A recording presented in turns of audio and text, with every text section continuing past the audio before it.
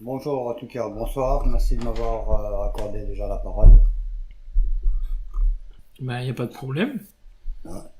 Donc en fait, moi je ne cherche pas à essayer de mettre le prénom Ahmed en arabe Mhm. directement dans une langue qui est antérieure à l'arabe, quoi.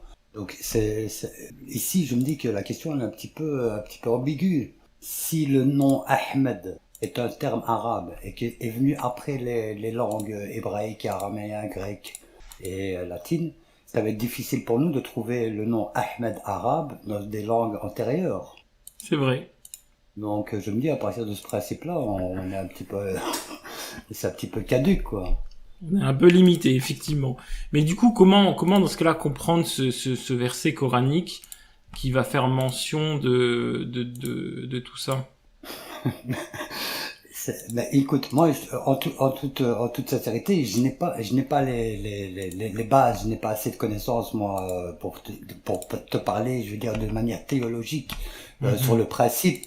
Moi, j'ai juste constaté que quand je définis, par exemple, comme je l'ai expliqué sur un de mes commentaires sur Mhm. YouTube, les racines des noms qui se trouvent dans le Coran, et je m'aperçois que ce sont des attributs, ce sont des prénoms, mais il y a aussi derrière des attributs qui Exactement. sont, qui sont vraiment dédiés et ordonnés à chaque élu d'Allah subhanahu wa ta'ala ici. Excuse-moi, j'utilise le nom Allah ici parce que voilà, Ouais, c'est c'est parfait. C'est très bien, il n'y a pas de problème. que je prône, tout en précisant qu'encore une fois, je peux pas me revendiquer en tant que musulman, je ne peux pas me revendiquer en tant que sunnite, que chiite. Je n'ai pas tous ces éléments-là. Je n'ai pas le confort de cette théologie pour pouvoir m'affirmer en tant que tel. Tu comprends? J'essaye juste moi rationnellement à partir des noms et des attributs qu'Allah donne à chaque élu qui désigne en tant que prophète, messager, avertisseur, appelons-les comme comme ils sont appelés, mais vraiment dire affirmer qu'il s'agit ici du prophète illettré, c'est Mohammed alayhi salam. Encore une fois, si j'utilise le rationnel coranique, je me dis quelqu'un qui vient réciter un message, c'est quelqu'un de lettré, quoi. Il est en possession d'un message, donc automatiquement il est lettré. Surtout que le terme illettré, bah, il fait polémique parce que le terme qui est en arabe c'est Ummi. Ici, dans le 757, c'est Ummiya, mais c'est cette Ouais. racine qui est Ummi. C'est la même racine que par exemple Umma ou d'autres choses. Si bien qu'il y a plusieurs théories. Certains disent qu'en fait c'était illettré dans le sens qu'il n'avait pas reçu de révélation et que donc un peuple, une Qui l'a personne ou un, reçu alors? parce que les Israélites, eux, ils ont reçu des révélations. En soi, Jésus, quand il arrive, Jésus n'est pas omis parce qu'il a la Torah à son époque. Les autres prophètes, par exemple, David, il avait la Torah, donc il fait pas partie des oumis. Un Ouais, oumi, mais ça pourrait être quelqu'un qui n'a pas reçu la révélation, et d'autres pensent que oumi, donc le prophète qu'on traduit par illettré, viendrait du fait que il venait de la mère des cités et que c'était tout simplement en fait un adjectif qui désignait son appartenance, son groupe ethnique quoi en fait. Donc effectivement, même rien que le terme est controversé quant à la traduction de illettré. donc, encore une fois, tu vois, je vais pas faire l'avocat du Mhm. diable. Il faudrait que, pour autant, que j'aie une base sur laquelle je pourrais m'appuyer, tu vois. Et je veux pas me dire Oui, des oui, conneries. Moi, j'ai voulu intervenir, encore une fois, sur la racine du prénom Ahmed. c'est Si ça. je disais que Ahmed veut dire tout simplement louer, C'est tu ça. vois. Louer le louange. Donc, si je te dis Ahmed Allah, ça veut dire loue Allah. Donc, et moi, j'estimais que le, le, le sceau, le cachet ici, qui est le mot, tu vois, de mot, qui est similaire à mot is et à mot silm, qui donne des cachets de tout, tout embrassant, tout louant, tout Mhm. assisté. Je partais juste de ce principe-là. Je me disais donc, si je décortique à chaque fois la lettre, je m'aperçois que Ahmed, ici, ça doit être loué. Louis, des choses comme ça. Maintenant, est-ce que je trouve ce terme-là en grec, en latin, toujours de louange, hein, et d'un prophète qui est cité dans ce sens-là, je dois trouver la définition en grec, en latin, en araméen et en hébreu. Je ne peux pas me baser sur du français ou je peux pas me baser que sur de l'arabe, c'est pas possible. Puisque je sais que automatiquement, à partir de la shahada coranique qui me dit que je dois croire au livre antérieur, c'est pas en vain, c'est qu'il y a une raison fondamentale. Bah, c'est ce qu'ont fait certains apologètes musulmans, se disant ok, on va aller chercher dans le texte grec, est-ce qu'il y a un être qui est digne de louange? Et ils ont estimé que derrière le terme paraklétos, en fait, ça devait être périklétos.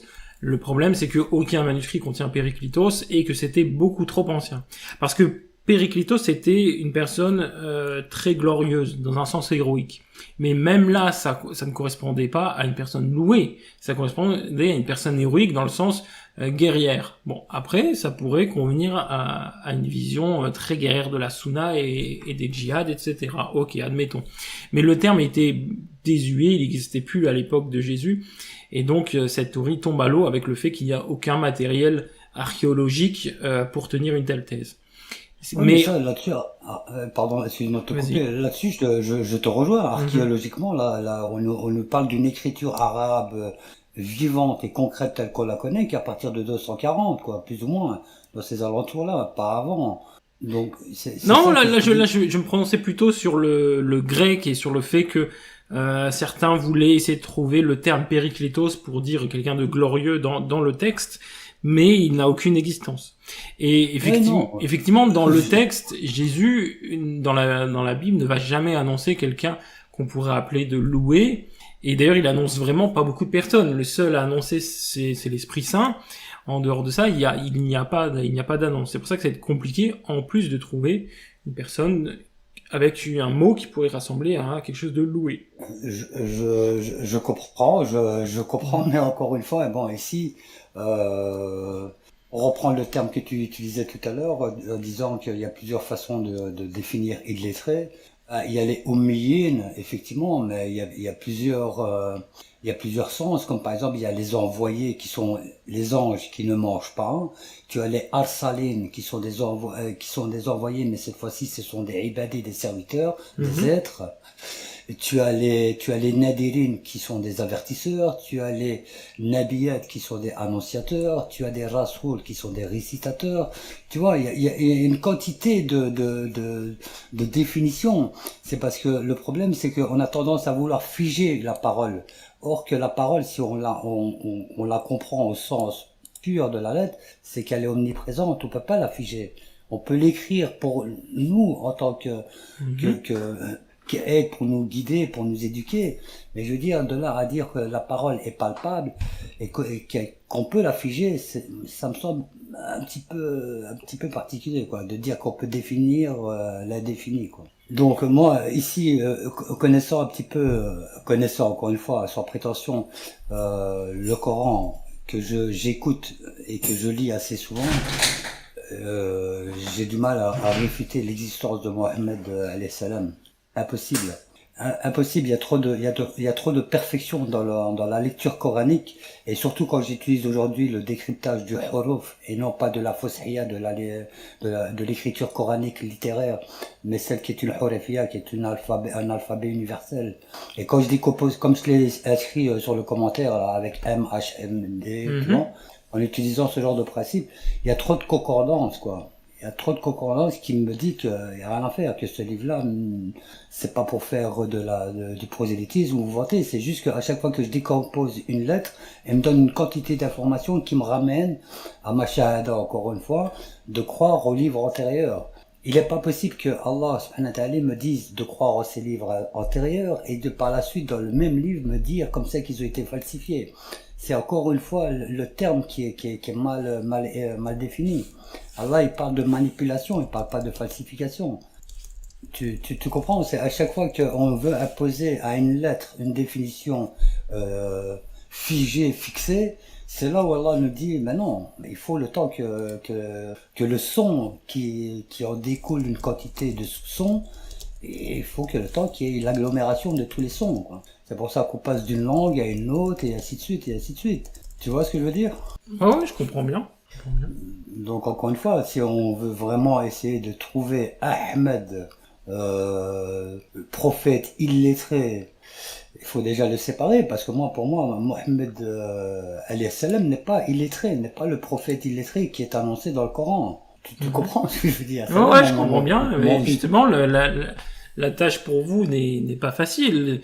Mais c'est pour ça que j'ai ouvert ce live aussi, parce que certains ont essayé d'estimer qu'il y a des choses dans la Bible, mais nous, il est hors de question d'accepter ça, parce qu'effectivement, on remarque qu'il n'y a rien du tout. Et donc, pour donner l'occasion à tous les musulmans de prouver une bonne fois pour toutes qu'effectivement, ce verset, il faut l'interpréter dans le sens où Mohammed est annoncé dans la Bible, et j'ouvre ce genre de live, mais ce que je remarque, c'est qu'effectivement, un peu de musulmans savent finalement défendre ce verset, et voilà, donc qu'est-ce qu'il faut faire de ce verset? C'est ça que nous, les chrétiens, on pose aux musulmans. Est-ce qu'il faut le gommer, ce verset du Coran? Est-ce qu'il faut le prendre en compte? Comment on fait? Non, pourquoi tu veux le gommer? Le Coran, il t'a rien fait, mon ami. Je veux dire, faut pas mélanger la parole du Coran avec la parole de personnes qui, eux, ont une théologie, ont une idée, etc. C'est à vous aussi de chercher à travers la lettre, comme vous le faites pour votre propre livre. Moi, ici, à chaque fois que je lis le Coran, et Allah, il me dit à travers sa parole, il me dit, quand tu croises les gens du livre, tu dois les saluer correctement, tu dois leur dire comme ça que tu crois en ce qui leur a été descendu, comme tu crois en ce qui t'a été descendu. Il y a tous des principes que tu peux pas critiquer les autres croyants, parce que si ça se trouve, il y a des meilleurs croyants chez eux que chez vous. Tu comprends ce que je veux dire? Il y a toute une quantité, encore une fois. Je pense que l'amalgame peut-être, et encore une fois, c'est peut-être prétentieux de ma part, c'est que le problème, c'est que la religion, c'est l'islam, et que musulman, c'est un attribut qui appartient à Ibrahim. Si les gens suivent un attribut comme musulman, ou bien le prophète Mohammed, et qu'on en oublie l'islam, qui est la religion d'Allah, c'est vrai que tu vas suivre l'interprétation d'homme, et non plus la parole d'Allah, qui est, elle, omniprésente. Ce qu'elle a été dit hier à une époque, aujourd'hui, elle est plus adaptée. Tu comprends ce que je veux dire? Tandis que la parole d'Allah, elle reste adaptable, elle est omniprésente, elle est omnisciente. Je peux pas la fixer à une époque. Je ne peux pas. En faisant ça, je me mets une balle dans le pied, quoi. Mm-hmm. Donc moi, j'ai aucun problème. J'en connais pas assez pour parler de la Bible, de la Torah. J'ai pas assez d'éléments. Et comme j'ai pas assez d'éléments de prétendre que ce que je dis coraniquement, c'est comme ça. Je peux pas. Ça ne m'appartient pas de toute façon. Mais j'aborde juste le principe, comme je t'ai dit, on peut pas imposer, d'après ta question, qu'on retrouverait Ahmed, un nom arabe, encore une fois, dans une langue qui est grecque, latin, romaine, araméen, etc. Est-ce que je peux trouver Ahmed en mandarin? Est-ce que je peux trouver Ahmed en perse? Ça me semble, tu vois ce que je veux dire, c'est pas la bonne démarche pour trouver le prophète qui est illettré, quoi. Attends, j'ai interpellé quelqu'un dans l'audience. Gélato, le thème, c'est est-ce que Jésus va annoncer Ahmad, conformément à la sourate 61, verset 6, et au final, aujourd'hui, c'est est-ce qu'il va annoncer Mohammed ou même l'islam? Gélato, si tu veux défendre cette position que le texte biblique aurait annoncé l'islam, tu es le bienvenu, tu peux faire ta demande si tu veux, et tu peux monter, hein. Marhaba, moi ça me pose aucun problème, c'est bien. Peut-être qu'il acceptera, peut-être pas. En fait, il y a 2 semaines, j'avais lancé exactement le thème sur le terme Ahmad. Et il y a une semaine, j'ai dit, bon, ok, est-ce que Mohammed est annoncé? Aujourd'hui, je suis prêt à dire, ok, est-ce que donc le prophète de l'islam est annoncé quelle que soit la forme? Et même, est-ce que l'islam a été annoncé dans le texte biblique de quelconque façon qui soit? Ouais, mais islam, ça veut dire religion. C'est ça que je comprends pas. Pourquoi vous voulez pas comprendre que islam, c'est mêlé, lem, mêlé, démêlé, Ah bon? lem. Comment on m'a dit, c'est paix, c'est soumission. Oui, mais le premier, regarde, rationnellement, c'est quand tu dis religion. Si je te dis religion, la plupart des gens me disent religion, quoi. Mais ils disent religion christianisme, religion ceci. C'est un pléonasme quelque part, parce que religion, en fait, ça te dit de relier la Genèse, le GN, donc l'Injil, l'Évangile, à la Torah. Tu comprends? Ben moi, islam, c'est pareil. Et mêlé, ça veut dire que toute la parole d'Allah, subhanahu wa ta'ala, encore une fois, c'est pour ça qu'il me dit de croire en ses livres antérieurs, parce que il a fait descendre la parole et chaque livre avec une mesure et une balance et avec équité pour tous les gens. Donc c'est à moi de trouver maintenant la balance universelle qui se trouve dans les psaumes de David, dans la Torah, dans l'Injil et dans le Coran, si je veux essayer d'avoir un équilibre universel. Donc quand moi on me dit islam, Oui, le premier sens, c'est religion, dans le sens religion, mais aussi, quand je te dis salam alaikum, c'est une salutation. Quand je dis embrasse ton frère, eh ben, je dis salam ala khouk. On a bien cette salam. On a bien embrassé. Parce que ici, le principe, c'est que Allah a embrassé la vie. Et on dit aussi, mais c'est parce que, voilà, ici, ça va être péjoratif. Si je te dis Allah, il baise la vie, tu vas me dire, ah, comment ça, tchik-tchak. Mais alors, c'est le bisou. On parle du bisou. Pour pas donner le même terme. Si j'embrasse la vie, je fais le bisou à la mort. Tu vois ce que je veux dire? C'est ce qu'on appelle le mubayin et le mutashahib, entre guillemets, pour pas donner le même terme, quoi. Ok. Salam, Gelato. Salam. Est-ce que toi, Gelato, tu penses que dans le texte biblique, donc celui des chrétiens, ou même dans le Tanakh des Juifs, est-ce que tu penses que l'islam soit annoncé d'une prophétie, à travers une prophétie, ou que Mohammed, à travers n'importe quel nom, aurait été annoncé dans les textes des chrétiens et des Juifs? Alors, personnellement, je suis pas renseigné sur la Bible. Je suis pas très bien renseigné sur la Bible, mais je pense que ça doit sûrement être prouvable, j'ai envie de dire. Ok, donc c'est par la foi. Par la foi, je ne sais pas, mais par les interprétations. Ok. Et toi, quand t'as lu le Coran et que t'as vu les sourates qui disaient que ce prophète Oummi, qu'on traduit souvent par illettré, était prédit dans la Torah, dans l'Évangile, ou alors quand le Coran il dit oui, Jésus a annoncé Ahmad, toi tu l'as compris comment dans ta lecture du Coran? À qui tu t'adresses là maintenant? À Gelato pour le coup. C'est Ahmad, on parle du prophète Mohammed. C'est son nom honorifique. Ok. Mais tu t'es jamais dit ah tiens il a été annoncé, je vais aller voir où?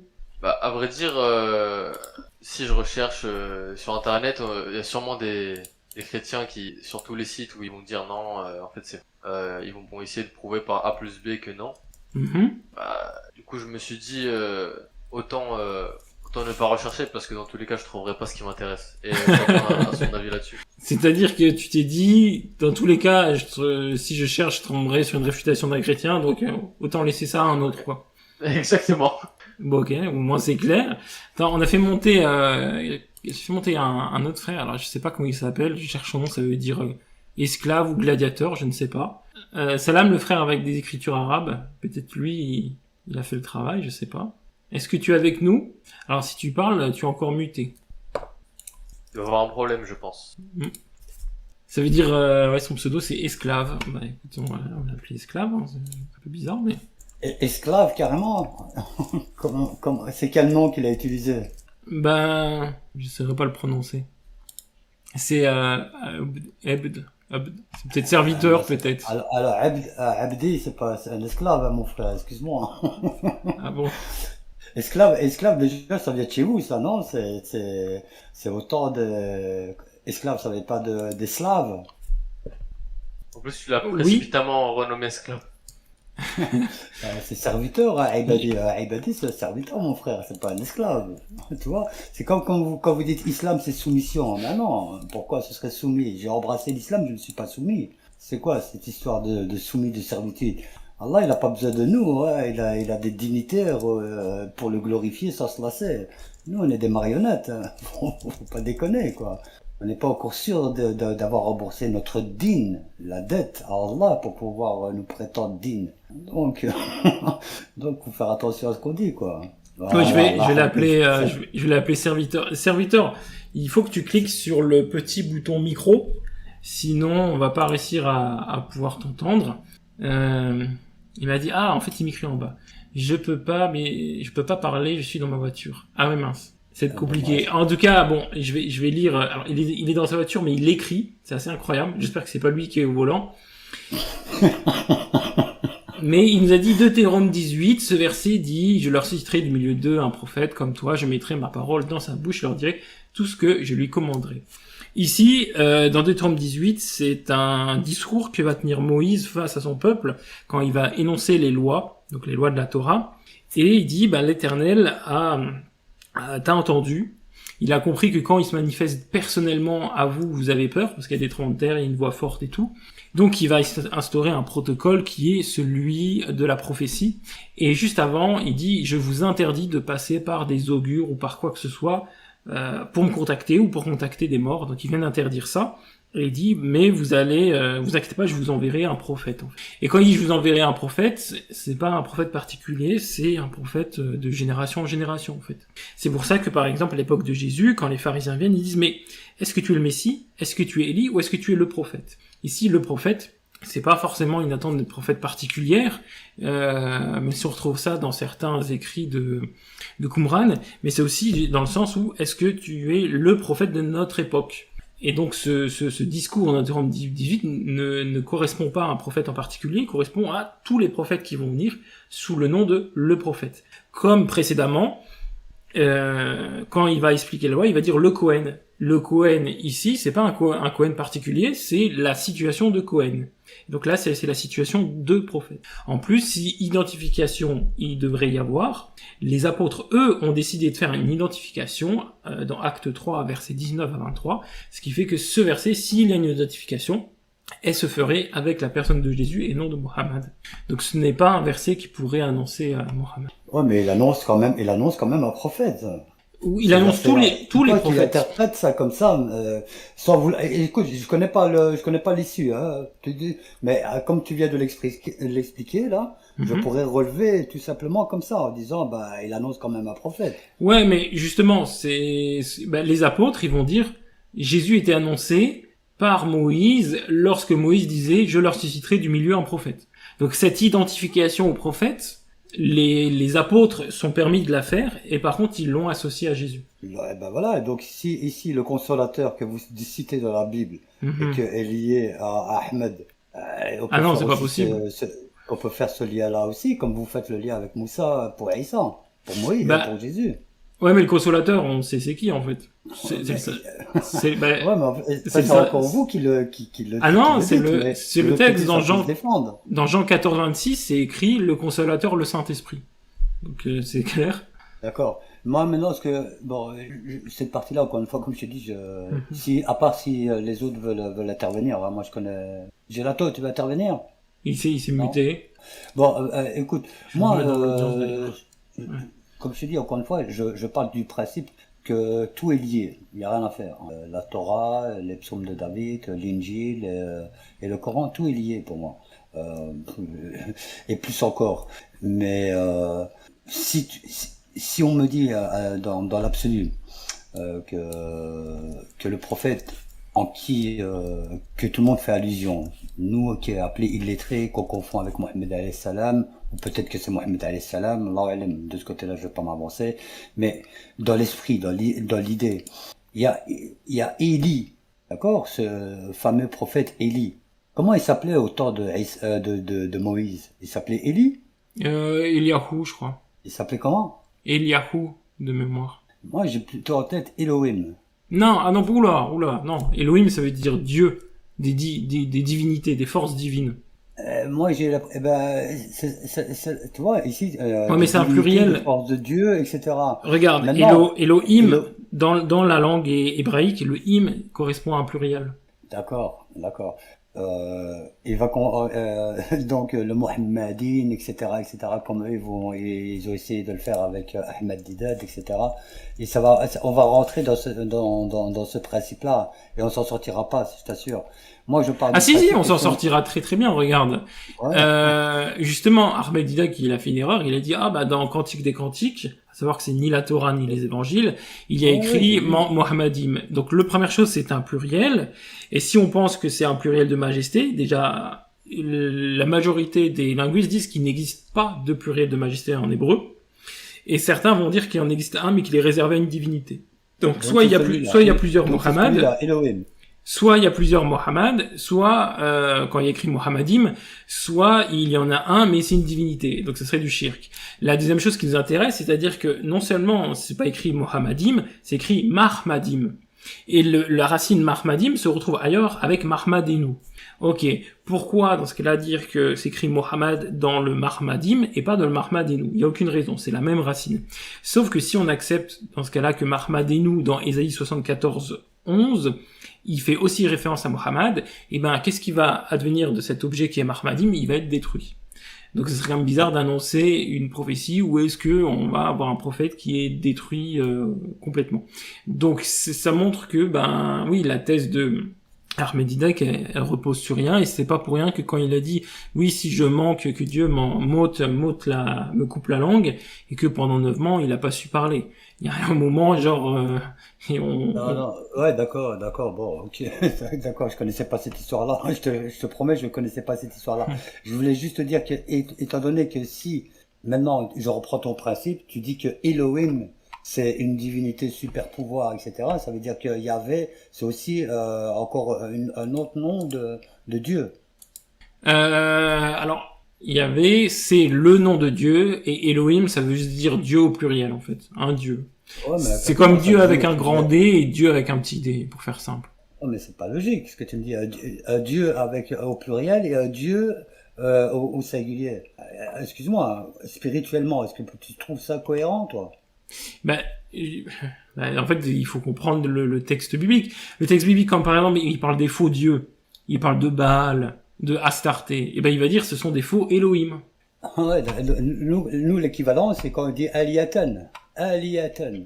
Ben, je sais pas, peut-être c'est il est, Ben, c'est peut-être il nous, est votre nous équivalent. dit Aliatan, Alors, c'est prendre prendre des autres divinités hors Allah, que Allah.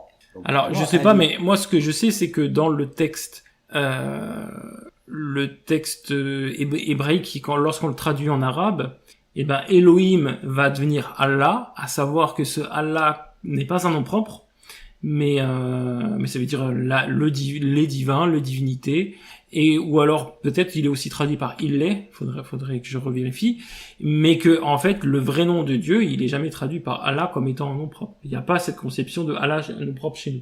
Bon après en ouais, soi là, on s'égare un peu du sujet. chez vous, je suis d'accord, chez vous peut-être, chez vous. Mais maintenant, je repars encore sur le principe, encore une fois, je reviens sur Elohim. Moi, quand je décortique Elohim, excuse-moi, c'est un peu l'équivalent chez nous, comme si tu disais Eliassine. Tu vois, Eliassine. Eh ben, Elohim, pour nous, c'est pareil. Elohim de chez vous, eh ben, chez nous, il correspond à Eliassine. Mhm. Ouais, il y a Élisée, chez nous aussi on a Élisée, on a Eliassine. Là aussi c'est des prophètes qui sont pas mis en exergue dans le Coran, mais qui ont une grande place. Et ces genres de prophètes, c'est justement à travers, comme ils ne sont pas, ils n'ont pas de longs récits, ils sont cités, mais il n'y a pas de récits et de faits passés sur ces prophètes-là, mais qu'on retrouve chez vous. Tu comprends? C'est pour ça que moi je suis obligé d'aller voir un petit peu ce qui se passe chez vous et dans la Torah pour trouver un peu les histoires, les récits qu'Allah fait de Eliassine, de Élisée, de Jean-Baptiste, Yahya, Zacharia, tu vois. Mhm. Je suis obligé d'aller voir la famille Imran, quoi. Puis je suis obligé d'aller voir aussi la famille de Isra. Je suis obligé aller voir un peu toutes les familles.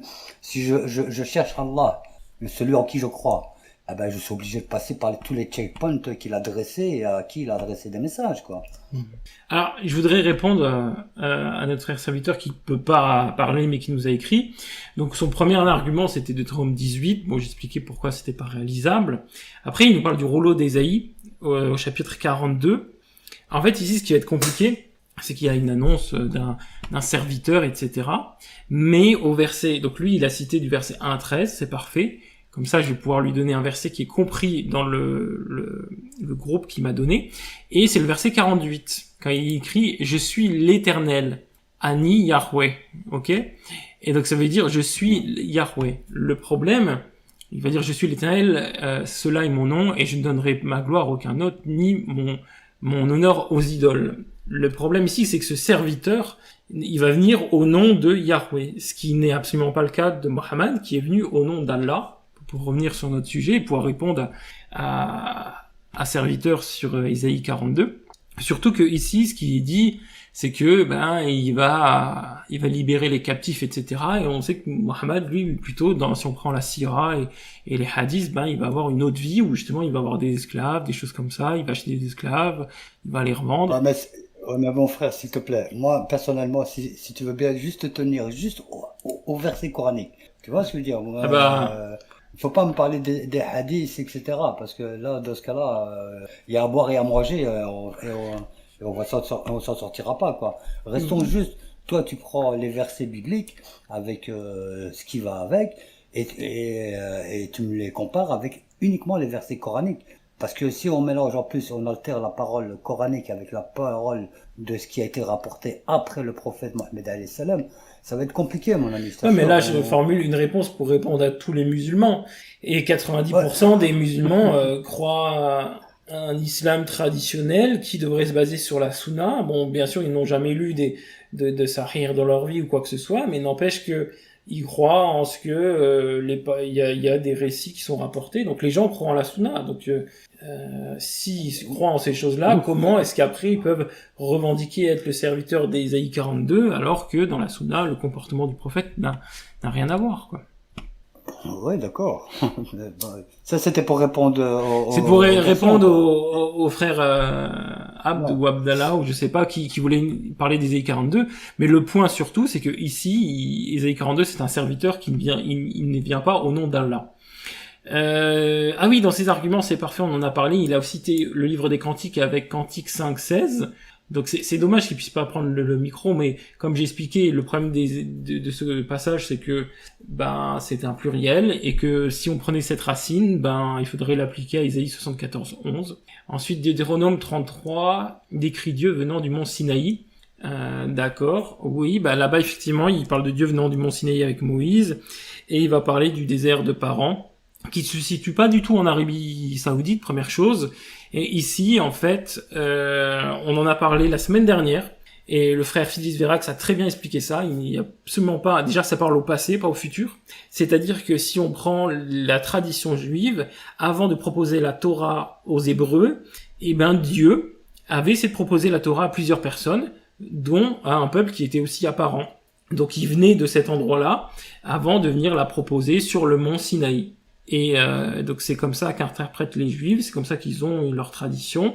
Après, pour une explication vraiment détaillée, je vous renvoie vers la rediffusion de la semaine dernière, dans laquelle on a déjà répondu pour le Deutéronome 33, 1 et 2. Ensuite, livre de la Genèse... Excuse-moi, mais Moïse, il n'a pas fait sortir que le peuple d'Israël. Israël n'était pas tout seul quand il a fait sortir le peuple d'Égypte. Il semblerait, d'après la tradition, qu'il y aurait quelques Égyptiens qui l'ont suivi, mais si c'est ça à quoi tu fais allusion. Les Samaris, ils sortent d'où, ceux-là? Les Samaris, je maîtrise pas le sujet exactement, mais oui, effectivement, il semblerait que c'est qu'ils viennent d'eux. Il me semblerait, il faut savoir ce que vous dites, parce que ça, c'est aussi dans vos livres, non? C'est aussi, moi, je l'ai entendu plusieurs fois de la part de chrétiens, j'ai pas entendu, moi, de la part en appuyant des versets? Non, mais je dis pas que mes frères en chrétien, non, je dis pas que c'est faux. C'est juste que j'ai pas fait une étude large du cas des Samaritains. C'est ce que je dis. Ouais. Ce que je veux dire, c'est que tu es d'accord avec moi aussi que tu dois accepter qu'il n'y a pas que le peuple d'Israël qui est sorti en même temps que Moussa. Avec Moïse, il n'y a pas que le peuple d'Israël, il y avait d'autres peuples. Parce qu'il y avait, en Égypte, il y avait, à cette époque-là, qui était un grand royaume depuis Joseph, fils de Jacob, qui a fait monter Israël, Jacob sur le trône de Misra. C'est depuis là le royaume où il y a eu les 12 tribus, etc., etc. Donc c'était un grand royaume, le royaume de Misra. C'était pas le petit royaume d'Égypte qu'on connaît aujourd'hui. Hein. J'en dis ce qu'on vient pas. Mais je vais pas me mettre en contradiction avec toi. Tu vois, je veux dire, à cette époque-là, autant, ça m'étonnerait très très fort que le royaume de Misr, comme on l'appelle. Je suis bien d'accord qu'il a fait sortir plus que son pays d'Israël. Maintenant, à qui il va proposer la Torah, c'est à son peuple. Tu peux pas le savoir, ça. Si. Mais tu peux pas le savoir.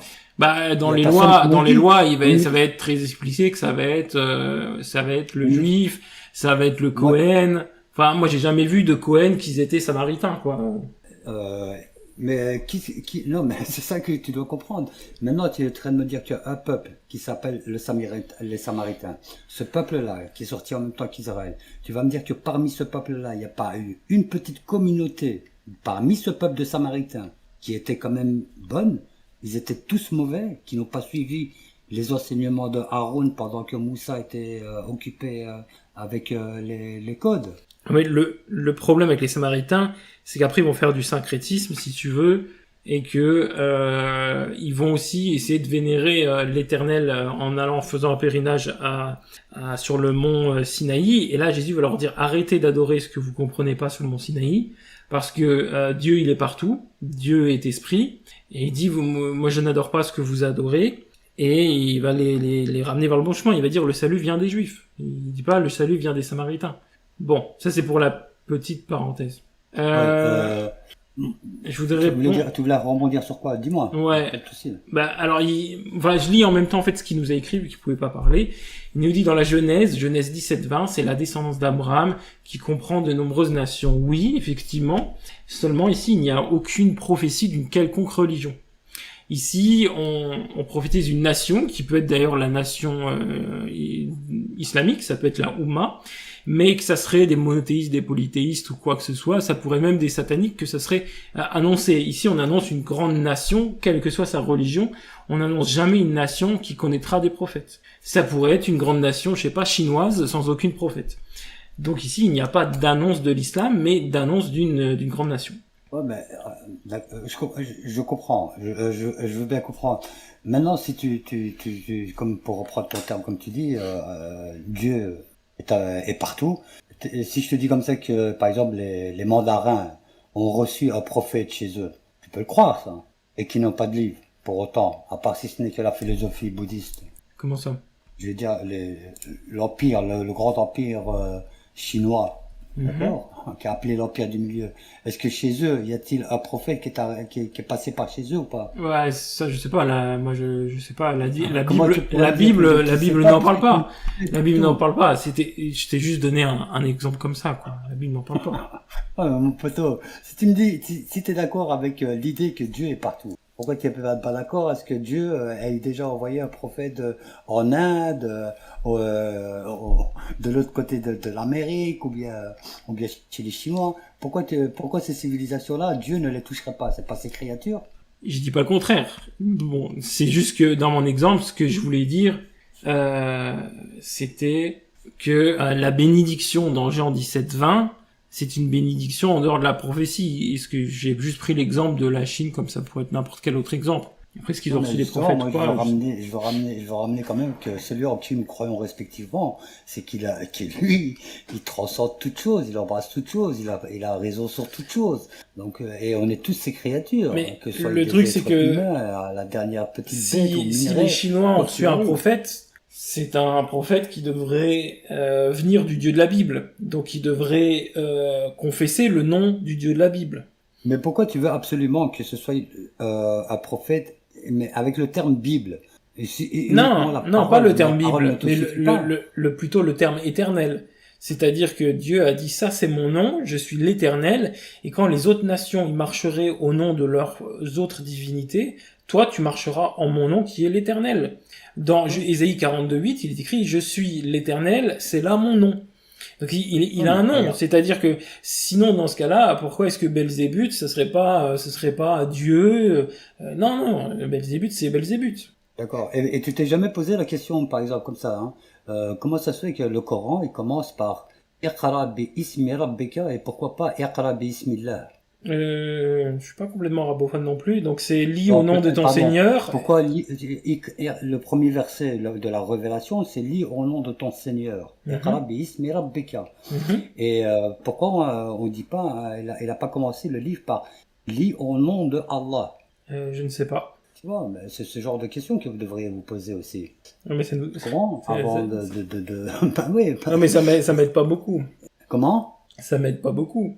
Ouais, ça t'aide pas beaucoup, mais ce que j'essaye de te dire, c'est que si tu utilises maintenant juste la première lecture que tu lis dans le Coran, ou bien parce que quelqu'un t'a dit ceci, cela, et que tu ne fais pas attention à ce qu'il y a en sous-couche vraiment, parce que comme tout musicien, il te dit à partir d'un son, il y a des sous-sons qui vont découler de ce son, jusqu'à la voix, l'écho, et comme tout son, il y a un retour du son. Bon, et que tant qu'on ne part pas sur ce principe-là, qui est un principe scientifique, et que tout le monde reconnaît, que la parole, il n'y a rien à faire. Il y a celle que tu peux entendre, qui est perceptible à l'oreille, et il y a celle qui reste comme ça en suspens, et qui va s'agglomérer au fur et à mesure du temps. Parce qu'il est celui qui gère le temps. Et qu'aujourd'hui, même ta langue que nous avons utilisée pour nos livres respectifs dans leur originalité, certes, ils sont figés, ils sont là pour être un socle sur lequel une bibliothèque sur laquelle on peut aller se référer. Mais ce sont des codes qu'on doit décoder au fur et à mesure et en fonction du temps. Quand Allah il dit par exemple on abroge un verset pour le remplacer par un autre, on n'enlève pas un verset du Coran. C'est juste que le verset en question, il est juste dormant. Il est actif mais il est dormant et c'est un autre qui prend le relais, histoire de ressusciter la parole au fur et à mesure du temps. Ok, bon, si tu veux bien, je vais me reconcentrer sur le thème quand même, puisque on aura d'autres occasions de discuter. Là, c'est vraiment le thème de la soirée, c'est vraiment l'annonce de l'islam dans la Bible.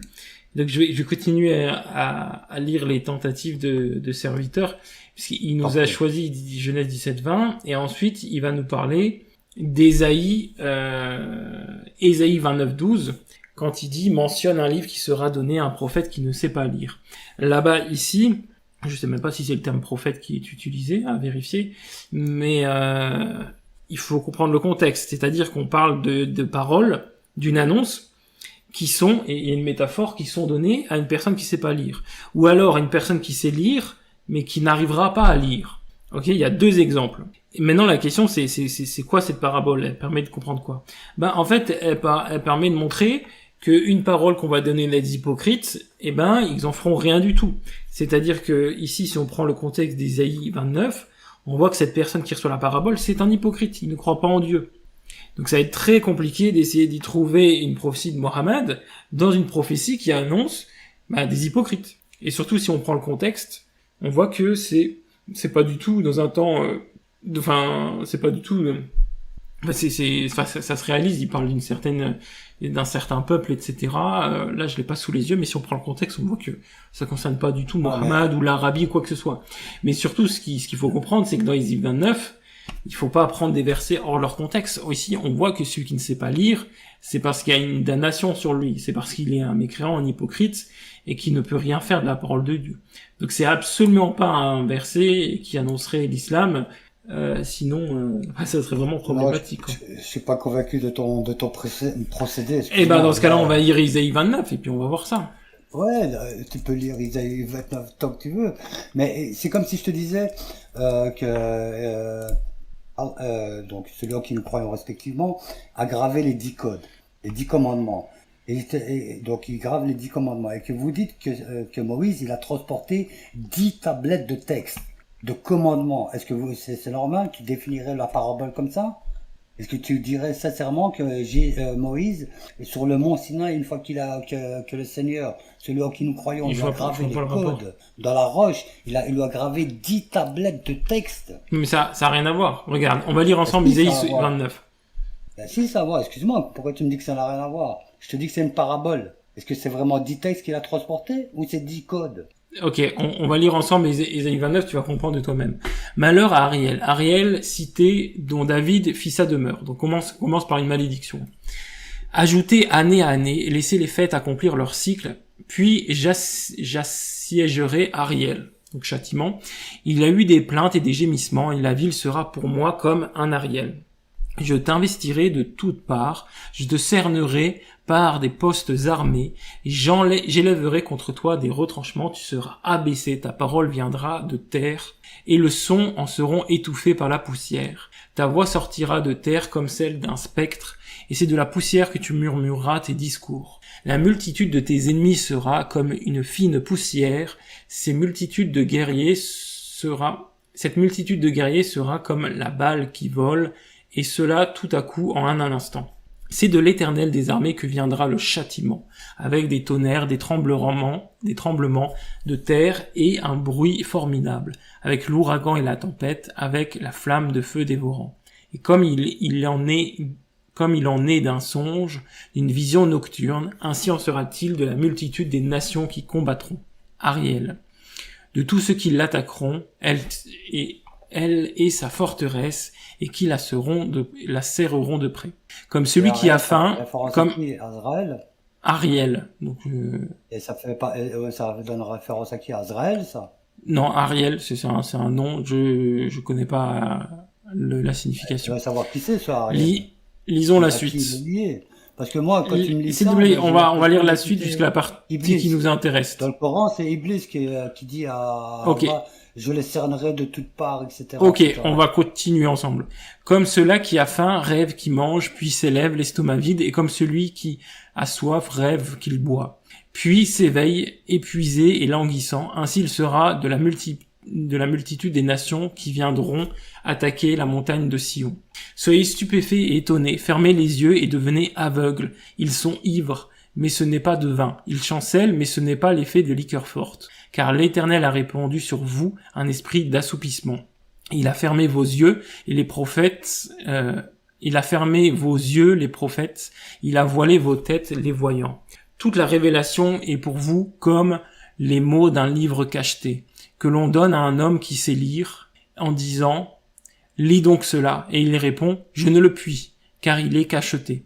Ou comme un livre que l'on donne à un homme qui ne sait pas lire en disant « Lis donc cela », et qui répond « Je ne sais pas lire ». Le Seigneur dit « Quand ce peuple s'approche de moi, il m'honore de la bouche et des lèvres, mais son cœur est éloigné de moi, et la crainte qu'il a de moi n'est qu'un précepte de tradition humaine. » etc. C'est pourquoi je frapperai encore ce peuple, etc.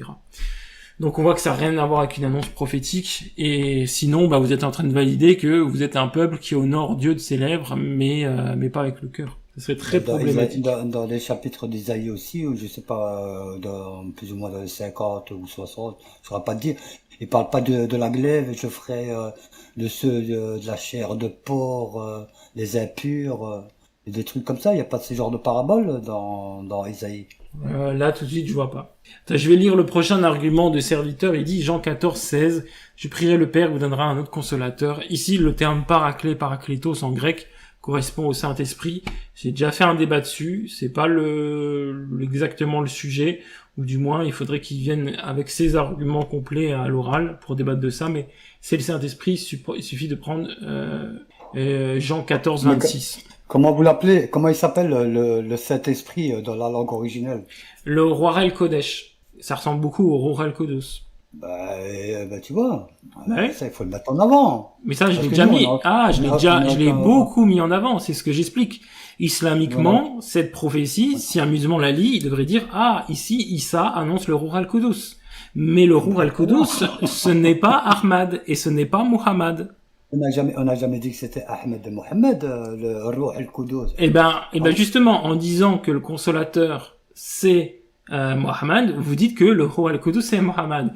Pire que ça, c'est ce qu'on appelle un blasphème du Saint-Esprit. Et ça, Dieu le pardonne pas. Je t'ai donné le principe de définir le nom Ahmed par louer, etc. Donc, ne dis pas comme ça que on a dit ceci et cela. Je te dis qu'il y a juste une interprétation. Oui, qui mais Blédard, Mais tous les musulmans avec qui je débatte viennent nous expliquer, et ils sont très très nombreux à suivre des gens comme Jésus musulman, hein, j'appelle plutôt Judas musulman, avec qui j'ai déjà débattu, avec qui j'ai déjà remporté clairement mon débat. Et il y a beaucoup de gens qui suivent ce genre de personnes et qui nous disent « Si, c'est notre prophète qui a annoncé ». Et c'est-à-dire que dans ce cas-là, tu es en train de dire « Si, Jésus en disant le Ruach al-Kodesh, le Ruach al-Qudus », parce qu'il l'a prononcé comme ça, Ruach al-Kodesh, ils sont en train de dire « Si, ça c'est notre prophète », alors qu'on parle de l'Esprit de Dieu. C'est une catastrophe monumentale. Et, il le savent bien que Ruh. Si, quand Allah il dit comme ça, nous lui avons envoyé de Ruhna, de notre Ruh. C'est parce que le Mutashahib, Allah il confirme dans le Coran, il dit que Isa, ben Maryam, sa création, elle est similaire à celle de Adam. Adam, je lui ai insufflé, intérieurement, on appelle Hur. Tu lis Hur à l'envers, donc de droite à gauche et de gauche à droite, tu récupères Ruh, parce que c'est extérieur. Ça a à voir avec le son. C'est pour ça que vous avez la cloche. Moïse, il a le kitba, l'écriture. Vous avez le son, la cloche. Et nous, on a la voix, l'appel, le adhan. C'est un peu ça le principe de l'universalité de la parole d'Allah. Que tu l'appelles toi comme tu veux l'appeler, que les autres l'appellent comme ils veulent, et que nous on l'appelle Allah, ça changera rien. Allah il nous le dit clairement, appelez-moi comme vous voulez. Moi tout m'appartient, tout me revient. Donc j'ai pas besoin tu vois, de me contrarier, puisque lui-même il me dit, Ruh al-Quddus, c'est pas Mohammed alayhi salam. Ça je le sais clairement. Et il te le dit, même la sourate Jumu'ah, le vendredi, elle commence comme ça. Elle commence avec l'Aziz, le Hur al-Quddus, un truc comme ça. Donc c'est pas, on sait bien que c'est pas Isa. Isa, lui, le terme utilisé pour qui est mutashabih à Isra. Isra veut dire élevé. Et Isa, il est utilisé pour Rafa. On l'a levé. Il était au point zéro, on l'a levé au point zéro. D'après ce que j'en comprends quand je lis le Coran, c'est tout. Tu vois ce que je veux dire? Oui, mais moi, ce qui m'intéresse vraiment, c'est qu'on essaie de s'en tenir au thème et qu'il y ait des musulmans. Ça fait 1 heure qu'on est là. Il y a encore pas de musulmans qui ont été capables de nous prouver ces 2 versets simples, 757 et le 61:6 du Coran, pour nous dire, oui, dans la Bible, à cet endroit-là, Mohammed est annoncé. C'est-à-dire que, par exemple, Ésaïe, il va annoncer Jésus. Enfin, il y a toute la Bible qui annonce Jésus, tout le Tanakh, qui l'annonce sous le nom de Emmanuel. Jésus, il arrive au Nouveau Testament, il se fait appeler Emmanuel, et c'est très clair. Il y a une annonce, une prophétie qui se réalise exactement. C'est quand même problématique que le Coran invente une prophétie qu'on retrouvera jamais. Le Coran, pourquoi tu dis le Coran? Le Coran, il a rien à voir là-dedans. Si, le Coran invente totalement une prophétie dans laquelle un Ahmad sera annoncé, et ce qu'on remarque, c'est qu'il y a pas du tout de Ahmad. Donc maintenant, là, je voudrais qu'un musulman vienne me dire si c'est dans ce passage-là, j'ai cette trace de Jésus qui dit que un Ahmad a été annoncé. Le problème, c'est que là, on a vu beaucoup de versets, mais aucun va annoncer un Ahmad, aucun annonce l'islam, aucun annonce quoi que ce soit. Donc, aucun annonce le prophète illettré. Ni l'islam, aucune annonce de l'islam dans le Coran. Ou alors, des annonces qui sont peu élogieuses. Non, encore une fois, je t'ai dit que islam, ça veut dire religion, et lié l'Injil à la Genèse, et toi je te dis que islam veut dire mêlé de l'aimel. Oui, mais c'est pas un argument. Comment ça, c'est pas un argument? Donc toi tu peux utiliser ta langue et la traduire comme bon le semble, et moi pour ma langue qui a aussi la faculté de pouvoir s'adapter en tout temps, celle-là elle est refusée. Mais moi ce que je te dis, à quel moment il y a le mot islam dans la Bible? C'est ça que tu comprends pas. C'est pour ça que c'est pas un argument. Je te dis, tu peux pas trouver un mot arabe, islam dans un mot. Voilà, donc il y a oui, mais ok, mais arabe ou pas arabe, même en grec, il y a aucune annonce de l'islam. Bon, Blédard, toi et moi, on va se laisser là, comme ça aura l'occasion de faire monter peut-être quelqu'un d'autre. Je pense, de toute façon, sur le sujet, tu m'as dit, tu connais pas assez pour pouvoir dans la Bible appuyer des choses, donc on va s'arrêter là, toi et moi. Ok, tranquille, en tout cas, merci. Enfin voilà, quoi. Tu auras compris que ma démarche, elle était quand même cohérente, quoi. Tu peux pas me demander d'avoir Ahmed en arabe dans un livre qui n'est pas arabe, quoi. Ça me semble logique. Maintenant, t'en fais ce que tu veux, c'est bien. Merci encore. De rien, merci à toi. Allez, bonne soirée. Bonne soirée. Alors pour ceux qui demandent c'est quoi le thème, parce qu'on est en même temps sur TikTok et YouTube, le thème c'est Jésus n'a jamais annoncé Mohammed ni l'islam, voilà, à preuve du contraire. On attend encore des musulmans pour venir nous prouver ça. Ça fait déjà 3 semaines qu'on fait monter des musulmans, personne n'a encore réussi à placer des arguments. La semaine dernière, il y a eu quelques tentatives qui sont à peu près celles qui sont liées à aujourd'hui, en essayant de trouver des versets, en les surinterprétant, mais à chaque fois, c'était une mauvaise interprétation de la part des musulmans, comme on a pu voir Deutéronome 18, Deutéronome 32, etc. Et je vois qu'il y a quelqu'un sur TikTok qui s'appelle Taslem qui me dit oui, on vous a éclaté, je sais pas pourquoi utiliser ce terme, mais en tout cas, si tu veux venir, comme tu l'as dit, nous montrer qu'il y avait des arguments, tu peux venir sur Discord, l'Arkamaki, et puis on écoutera tes arguments. En attente de personnes qui viennent. Bon, peut-être aujourd'hui il n'y a pas de monde puisque c'était prévu hier et finalement j'ai pas pu être présent, mais néanmoins ça fait quand même 3 semaines que on a vu aucun musulman qui était en capacité d'amener une quelconque argumentation, donc ça devient problématique quand même. Donc on a des musulmans qui croient en Coran qui ne pourront jamais justifier. Alors, sur YouTube, Hassan Nation qui nous dit Jean 1,26, mais qui veut pas venir sur Discord, je lui ai déjà répondu. Là-bas, quand ils disent est-ce que tu es le prophète, ça se définit le prophète de notre époque. On ne parle pas d'un prophète genre Mohammed ou quoi que ce soit. Pourquoi? Et ça, on peut prendre on en avait déjà parlé les semaines précédentes, on prend le Q145, et on peut voir qu'il y avait une attente d'un Messie qui devait être, donc Messie, prêtre, prophète et Messie. Non, prêtre, prophète et roi. Et que du coup, il y avait cette attente ici, et certains pensaient que le prêtre, c'était quelqu'un, donc le Messie était que prêtre et roi, et que le prophète, c'était un prophète qui devait venir avant. Et on voit bien que c'était une attente d'un prophète avant.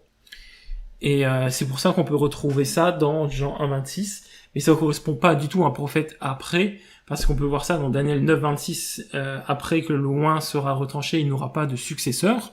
On peut le voir aussi dans d'autres versets, que je peux pas citer de tête, mais qui disent en substance que Jean-Baptiste était le dernier des prophètes de la loi, ou alors d'autres versets qui disent que le sacerdoce du Christ est universel et éternel, ou alors dans la parabole des vignerons, dans Marc 9,12 de mémoire, il est dit qu'il était le dernier, tout simplement. Brigade dont il faut emporter, zéro débat, contre Jésus, musulman, arrête de mentir d'ailleurs, il expose tes mensonges dans sa dernière vidéo. Alors il expose ses propres mensonges, parce que Judas musulman est un parjure, il ment ouvertement, il n'a pas été capable de tenir ses engagements, qui étaient de ne pas faire de montage polémique et scandaleux sur notre débat. Personnellement, je n'en ai pas fait, je me suis pas servi de notre débat pour faire un montage frauduleux ou polémique pour rabaisser la personne, mais lui n'a pas tenu sa parole, et malgré ça, je n'ai pas fait comme lui, même si je pouvais très bien, par la loi du talon, remplir la monnaie de sa pièce, lui rendre la monnaie de sa pièce, mais je ne l'ai pas fait parce que j'ai des principes. Ce n'est pas parce que le débatteur en face de moi respecte pas sa parole que moi je dois me rabaisser à ne pas respecter la mienne. Sinon, Jésus musulman n'a pas fait le poids lors du débat, parce que il n'a amené aucun argument pour discréditer la position chrétienne, et par contre il n'a pas su répondre à tous mes arguments. Donc le débat est clairement en ma faveur. Si bien que plus aucun musulman depuis ce jour-là ose me proposer un débat sur le thème du paraclet. Et c'est peut-être pour ça aujourd'hui qu'il y a personne, parce qu'ils savent très bien que pour eux, la seule tentative pour montrer que Jésus a annoncé Ahmad ou l'islam, c'est dans l'annonce du paraclet, et qui savent qu'ils ne pourront pas prouver ça face à un chrétien qui connaît les textes et les choses. Donc c'est triste, on est déjà à l'épisode 3 de l'open mic, et aucun musulman n'a été capable de venir amener des arguments. On sait très bien que nous, par exemple, les chrétiens, on a longtemps honoré notre présence sur les lives des collectifs. Les collectifs, par exemple, je sais pas, Al-Jawab, etc. On a toujours été présents pour répondre, qu'on soit connaissant ou pas. Mais on peut voir que ce n'est pas du tout la mentalité du musulman. Le musulman est prêt à mentir ou manipuler pour faire des conversions. Mais par contre, pour défendre intellectuellement sa religion, il n'y a plus personne. C'est pas dans leur mentalité d'avoir des arguments et d'amener une apologétique. Bon, ça fait déjà 1h10. Bon, on va attendre un peu et puis on verra si des musulmans vont venir.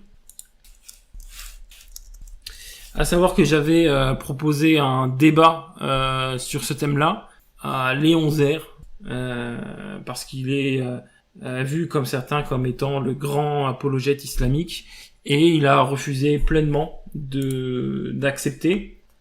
Donc regardez, je vais vous lire la conversation, et je la mettrai comme source certainement. Et je lui dis... je lui ai invité déjà 2 fois pour lui donner rendez-vous à l'open mic, il a pas accepté, et je lui ai dit, je te propose un débat officiel avec des temps de parole, filmés et rediffusés, est-ce que tu acceptes? Il me répond face à qui? Je lui dis moi, il me demande sur quoi, je lui dis l'annonce de Mohammed dans la Bible. Il va me dire, pas besoin, Jésus musulman, t'as foudroyé. Ok, il me dit, crucifixion, tu acceptes. Donc, moi, pas du tout, je lui ai proposé un débat, donc déjà là, on voit qu'il refuse, il se barre. Après, je lui dis, comment ça? Je lui dis, dans le Coran, il me dit non, dans la Bible aussi. Je lui dis, comment ça dans la Bible? Il dit, je vais prouver l'incohérence de tes textes au sujet de la crucifixion. Ok, je lui dis, où est le débat? La Bible est claire, Jésus est crucifié. Si tu veux prouver le contraire, fais une vidéo. Cependant, la légitimité de Mohammed dans la Bible ou la crucifixion de Jésus dans le Coran sont polémiques. Donc, pourquoi refuser? Et là, il fait, ha ha ha, bénévolence, faut pas fuir. Et là, je lui réponds tout simplement que c'est moi qui te propose un débat, et que là, donc ça sert strictement à de me parler de fuite, alors que je lui ai proposé un débat. Après, il me redit, oui, crucifixion dans la Bible, tu acceptes, je t'atomise là-bas, et je prends mon règle. Donc on voit vraiment le type de personne qu'il est, il change pas, toujours aussi insolent et médisant. Donc tu refuses je lui dis, donc tu refuses le débat sur l'annonce de votre prophète dans la Bible. Le débat sur la doctrine chrétienne ne concerne pas les musulmans. Je ne fais aucun débat sur la divinité avec un musulman, et je ne fais aucun débat sur la crucifixion parce qu'il n'y a pas de débat. La crucifixion a eu lieu, c'est écrit noir sur blanc. Ce à quoi il va dire, Jésus musulman t'a farci dans le débat va servir à rien. Donc ça, c'est son argumentation. Même le grand Léon Zer, comme certains nous le disent, il y a un débat, oui, il y a un débat en cours, mais aucun musulman, comme les 2 semaines précédentes, ne sont pas venus. Et donc c'est toujours l'argument, on dit, mais Jésus musulman t'as déjà battu face à toi. Le problème, c'est que Jésus musulman a perdu ce débat. Bref, après je lui explique que je ne vais pas débattre de la doctrine de l'Église avec des païens, ça ne sert strictement à rien, et il finira par ne pas accepter, et donc il ne souhaite pas faire de débat sur la légitimité de son prophète. Donc ce qui est très problématique quand même dans une religion où on ne débat pas de la légitimité de son prophète. Bonjour. Alaykoum salam. Qui est-ce? J'avais mon frère, tu m'as reconnu? Non. Non, c'est Al-Furqan. C'est Al-Furqan, t'as dit? C'est Riyad. Mais attends, mais pourquoi t'as pas la même voix que d'habitude? Ah, j'ai mal à la gorge. Tu veux qu'on débatte sur le sujet? Oh non, moi je vois pas, c'est des sciences pour des boîtes. Juste de venir faire un petit coup. Parce que Ah, ok, je n'ai pas compris. Ouais, bah tu sais quoi, pour te faire plaisir, je veux bien qu'on discute sur le paraclet. Ok. Bah, je vais jamais appris ça, hein, mais bon, si ça peut... Si bon... T'es sûr que tu veux tester, là? Ouais, vas-y, hein, j'ai jamais testé ce... Allez, vas-y, ça serait quoi l'argumentaire pour toi? L'argumentaire, c'est que, par exemple, quand Jésus dit, justement, par exemple, question, mais Jésus a dit, il faut que je vous laisse. Quand on dit à quelqu'un, il faut que je vous laisse, logiquement, c'est pas bien. Si en question de Saint-Esprit, ça serait Dieu, etc. Ah, mais toi, c'est vrai que t'es pas, merde. Non, mais admettons que Jésus est Dieu et le Saint-Esprit est Dieu. Partons de ce principe. En gros, Jésus, il va dire, il faut que je m'en aille pour que le Saint-Esprit vienne. Ok, mais est-ce que ça veut pas dire que Jésus doit revenir? Bah non, parce qu'on sait que nous on attend encore Jésus par exemple. Donc Jésus il peut très bien partir et revenir. Est-ce que quand il revient, il doit revenir avant ou après le Saint-Esprit? Bah on sait pas, rien ne dit ça. L'exemple que j'ai donné non, en fait, ouais, vas-y. Justement, c'est que vous, votre mission en fait, on va dire justement en fait, vous la mission que vous avez chez Jésus, c'est justement une mission qui est déjà basique, c'est la mort, c'est-à-dire la mort pour les péchés de l'humanité. C'est-à-dire que ça, c'est votre comment on pourrait dire ça, on va dire comment on pourrait dire ça, genre la chose que Jésus doit faire, c'est-à-dire sa mission, on va dire, c'est de mourir et ressusciter pour le péché de l'humanité. Ça, c'est la mission. Mais nous, pour nous les musulmans, c'est que déjà il vient, c'est en tant que Messie, il prêche l'unicité divine, et le fait de dire que tout le monde doit adorer un seul Dieu unique, et ensuite il revient pour le Messie, le faux Messie. Mais vous, non, c'est pas du tout ça. Oui. C'est justement que, il va, ok, d'accord, mais en fait, le fait qu'il revient, ça prouve en aucun cas, parce que là, quand on te dit le paraclet, ça va pas être, ça peut être le Saint-Esprit, mais le Saint-Esprit, il revient pas au temps de l'Antéchrist.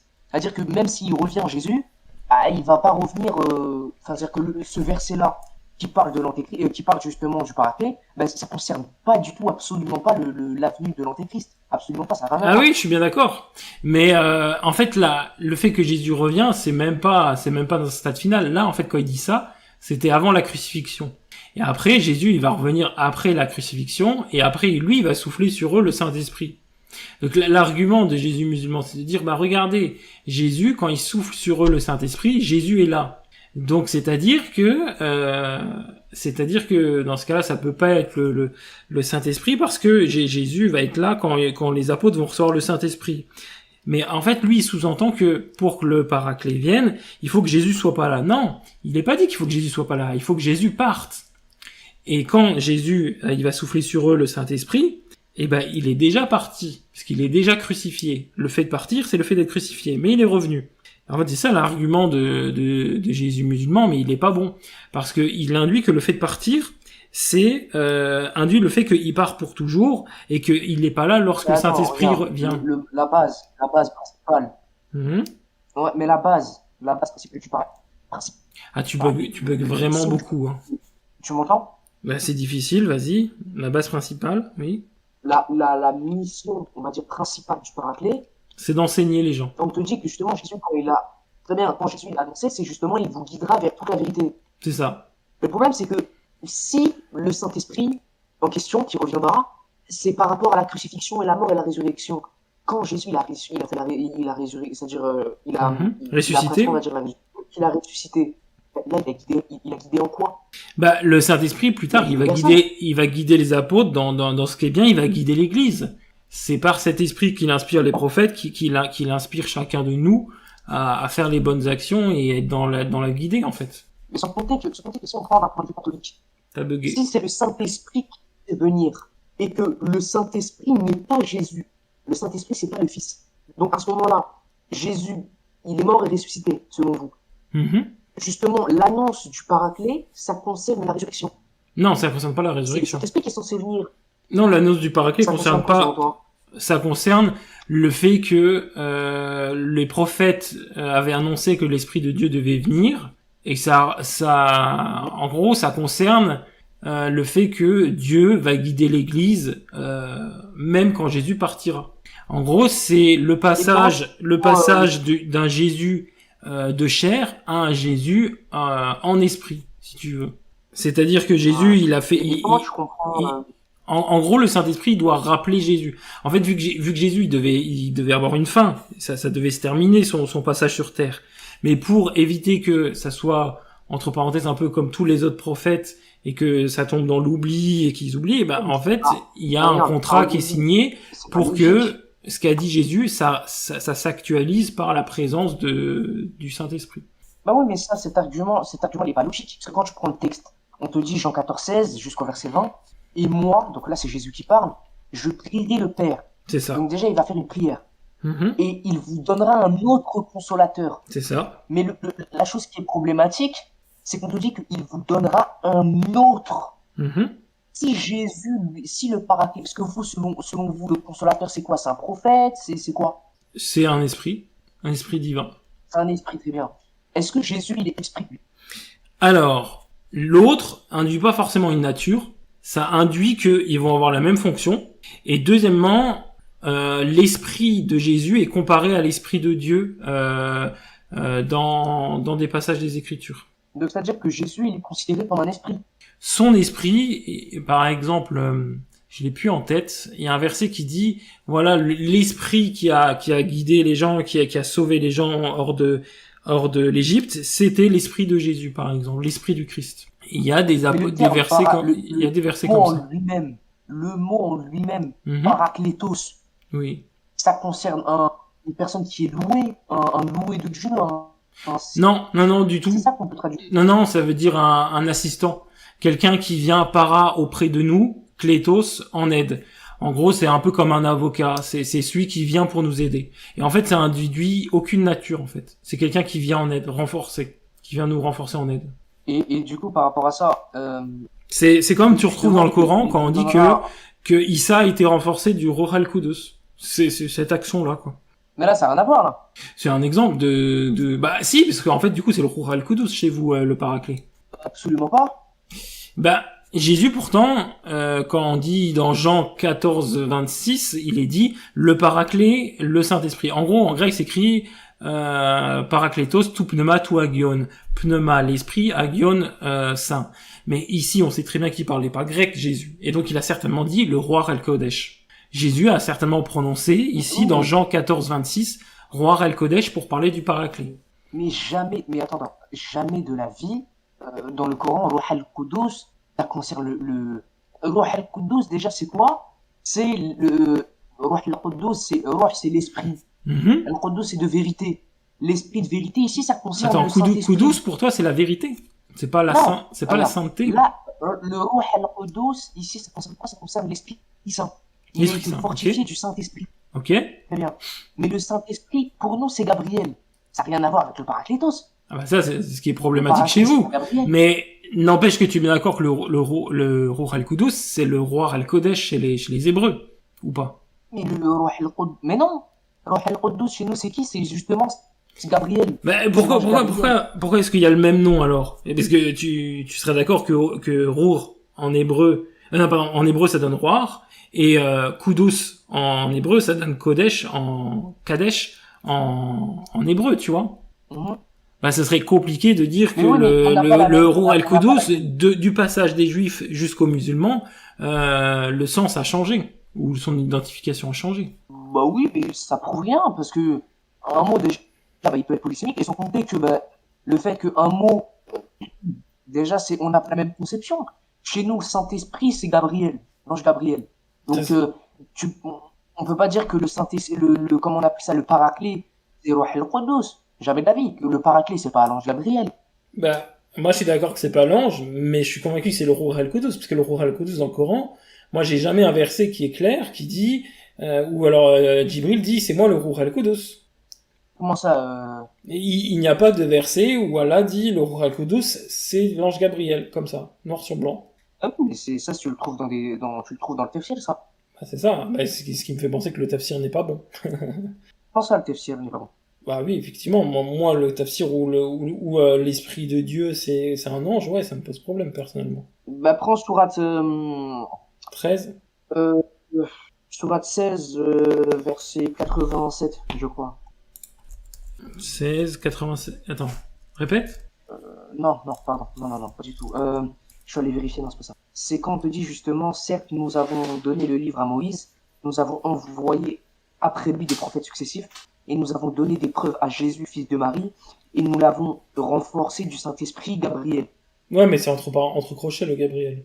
Ouais, mais regarde, quand tu prends Ibn Abi Athim, je crois, on te dit il a rapporté par Ahmed, on te dit justement que il a dit, Abu Zahra, je crois, il a dit que justement l'ange Gabriel ici c'est le Saint-Esprit. Et ça c'est c'est un consensus. Tu prends Abu Huraira, qui est quelqu'un qu'on utilise. Il y a quelqu'un qui s'appelle Abu Salama, il lui a posé la question.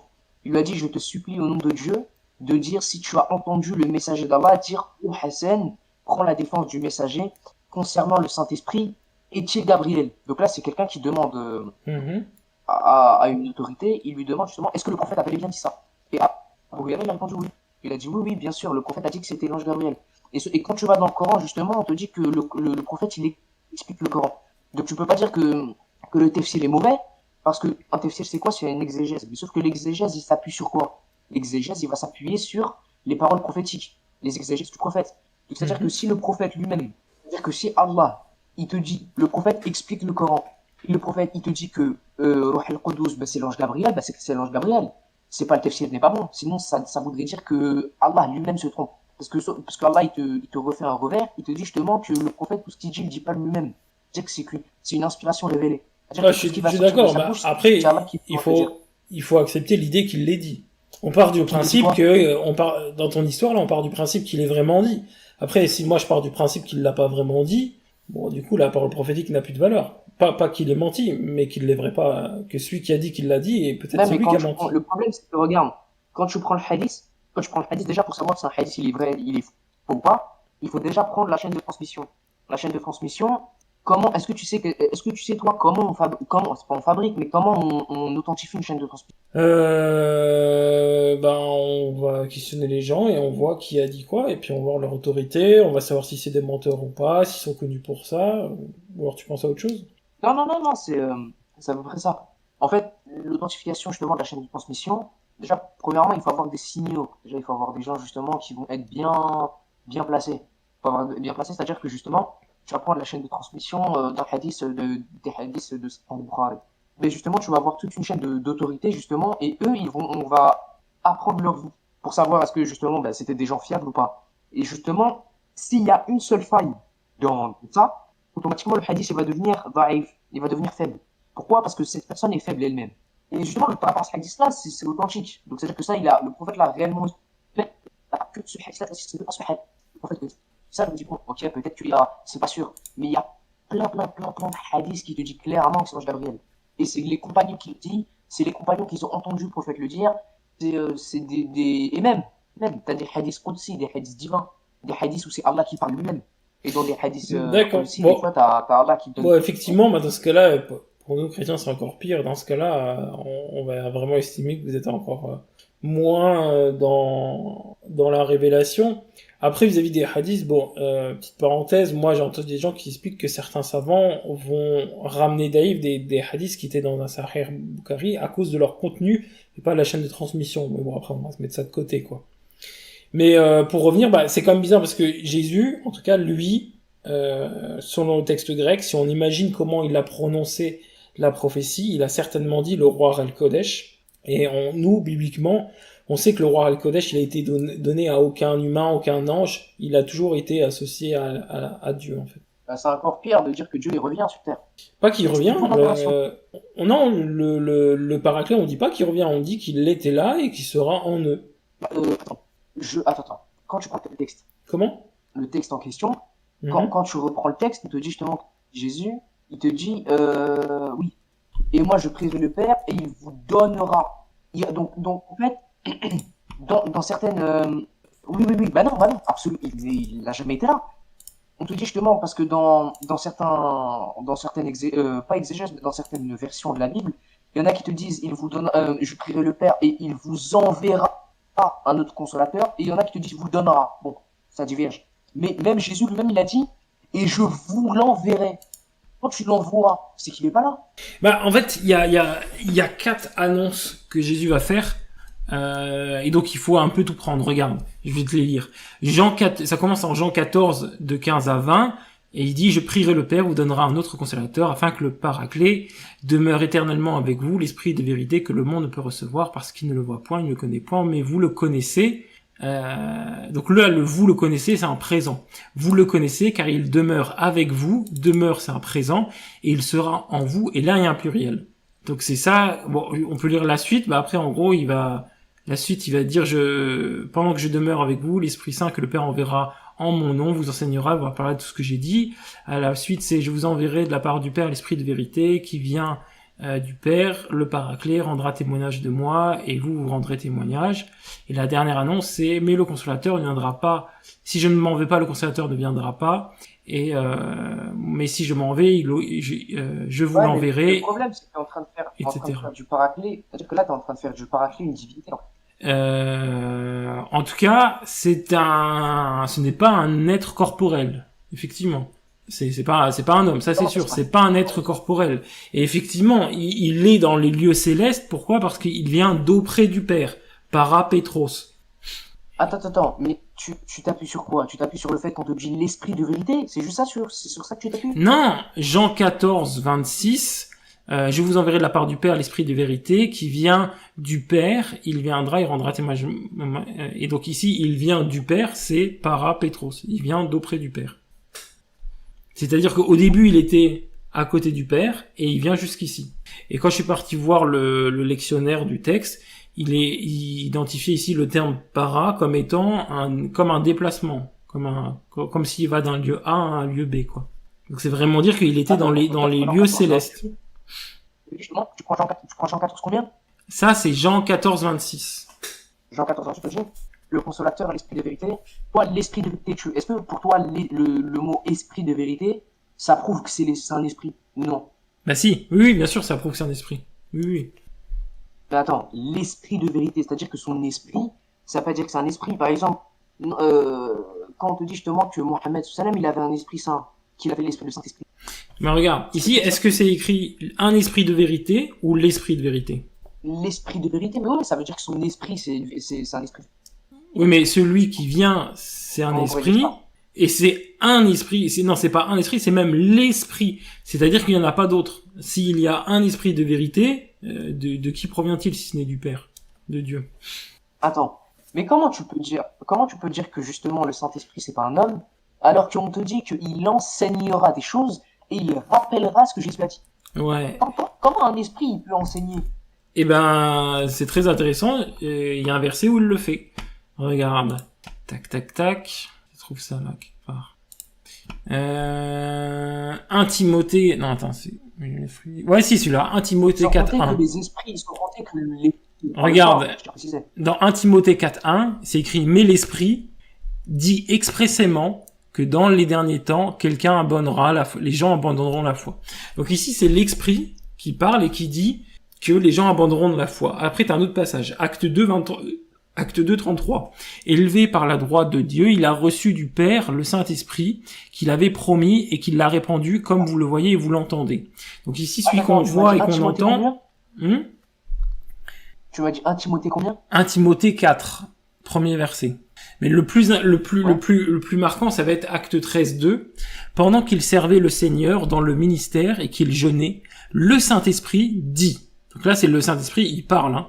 Le Saint-Esprit dit, mettez-moi à part Barnabas et Saul pour l'œuvre à laquelle je vous ai appelé. Et le terme ici en grec, c'est eipen tu pneuma tu agion. Eipen, ça veut dire dire, parler. Tout pneuma tu agion, le Saint-Esprit. C'est-à-dire que selon toi, l'esprit, il parle. Il parle. Selon la Bible. Du coup, la question, c'est de savoir, l'esprit, c'est un esprit.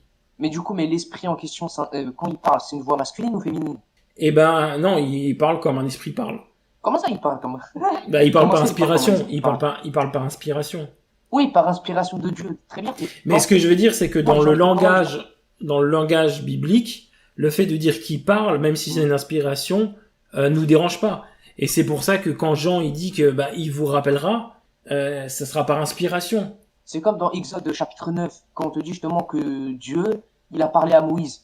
À ce moment-là, parce qu'il a dit... là-bas, il est dit qu'il a parlé de bouche à bouche, hein, donc...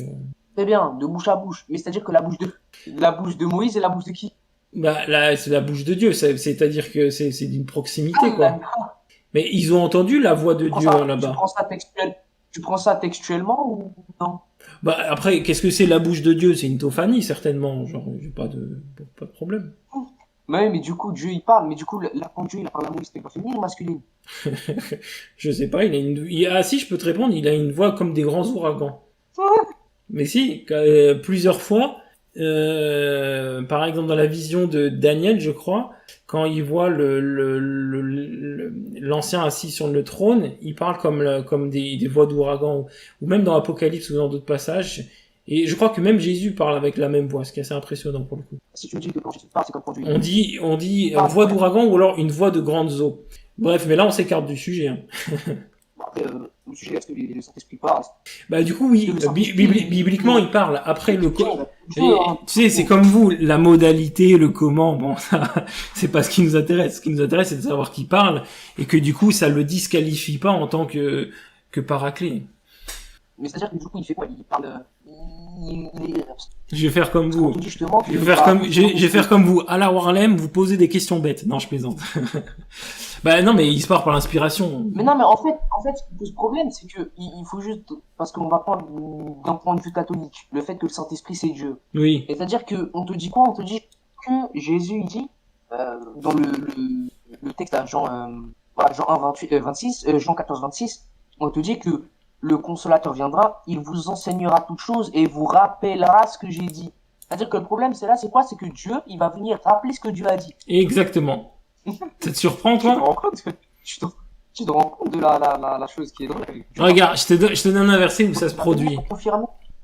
Je te donne un verset où ça se produit. Acte 1, 2. Jusqu'au jour où il fut enlevé au ciel. Ok, donc on parle du Christ. Après avoir donné ses ordres par le Saint-Esprit aux apôtres qu'il avait choisis. Donc, paradigme trinitaire.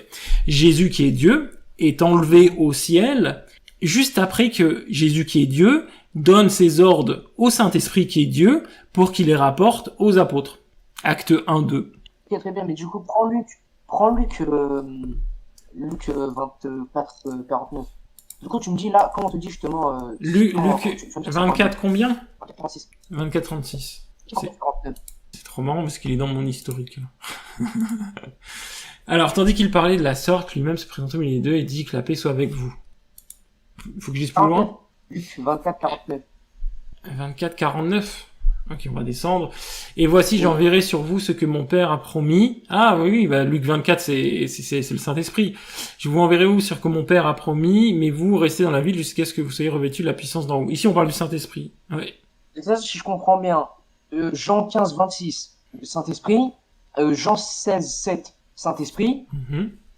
Jean 16, 13, Saint-Esprit. C'est-à-dire qu'en fait, dès que Jésus il va annoncer quelqu'un après lui, c'est toujours le Saint-Esprit.